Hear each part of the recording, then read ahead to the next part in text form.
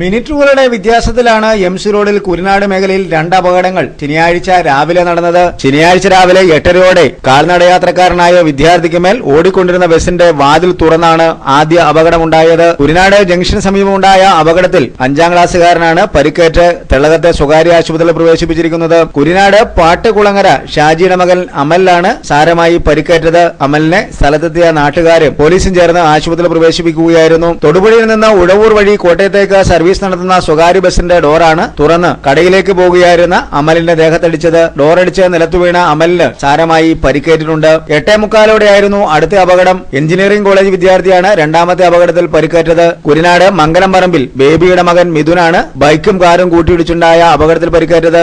MC റോഡിൽ കുരിനാടിന് സമീപത്തായിരുന്നു രണ്ടാമത്തെ അപകടവും. അപകടങ്ങൾ തുടക്കതയാകുന്നതിൽ ജനങ്ങൾ ആശങ്കാകുലരാണ്. കുറവിലങ്ങാട് പോലീസ് സ്ഥലത്തെത്തി മേൽനടപടികൾ സ്വീകരിച്ചു. അപകടത്തിനിടയാക്കിയ വാഹനങ്ങൾ പോലീസ് കസ്റ്റഡിയിലെടുത്തിട്ടുണ്ട്.